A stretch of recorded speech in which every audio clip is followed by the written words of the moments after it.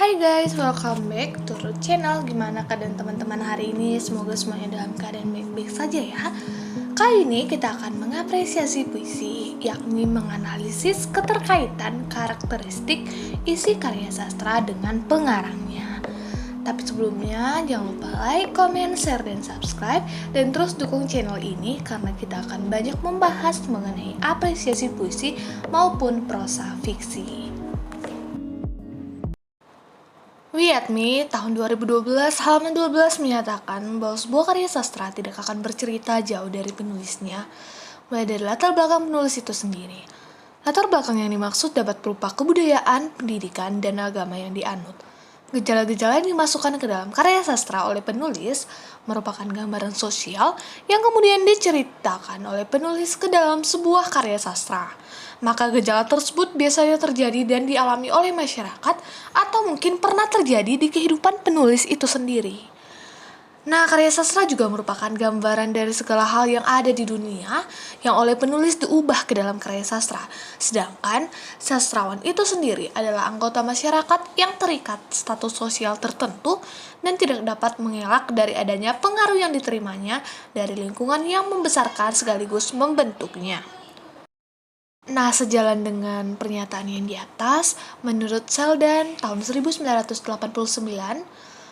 halaman 121, karya sastra merupakan penafsiran, ekspresi jiwa yang imajinatif dan idealisasi penulisnya atau pengarangnya terhadap kehidupan sosial yang dituangkan oleh sastrawan ke dalam komposisi dan struktur yang artistik.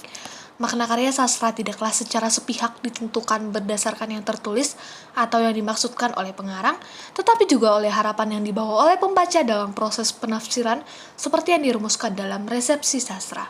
Dengan kata lain, makna karya sastra merupakan hasil dialog antara teks dan pembaca.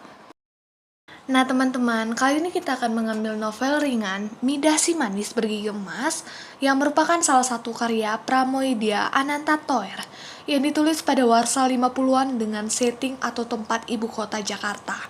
Nah, novel ini merupakan novel terbitan keempat yang diterbitkan oleh Lentera Dipantara pada tahun 2003. Nah, novel ini mengangkat perempuan sebagai tokoh utamanya.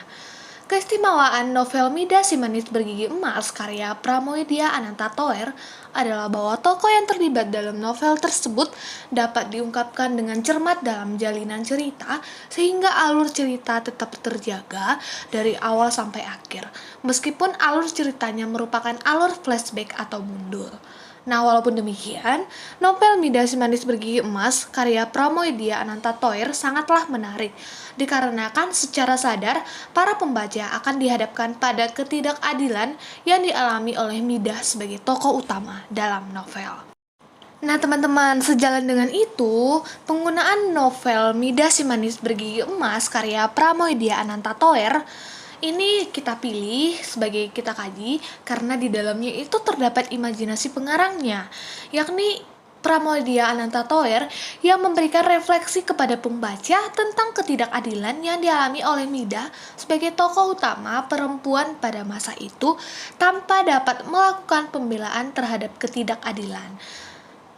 Nah, dengan adanya kajian ini kita berharap dapat mendapatkan informasi maupun gambaran tentang perilaku ataupun masalah yang dihadapi tokoh perempuan dalam novel Midah Si Manis Bergigi Emas karya Pramoedia Anantathur, sehingga diharapkan mampu menjadi bahan rujukan dan pertimbangan dalam menyikapi kehidupan, utamanya untuk penikmat sastra. Dan untuk itu juga semoga dapat membantu pembaca memahami karakter manusia, terutama masalah cara hidup seseorang. Sekian dan terima kasih, semoga konten kali ini bermanfaat bagi teman-teman. Terima kasih banyak atas waktunya dan terus dukung channel ini karena akan sangat bermanfaat bagi teman-teman umumnya dan bagi saya khususnya. Sekian dan terima kasih, sampai bertemu di konten berikutnya.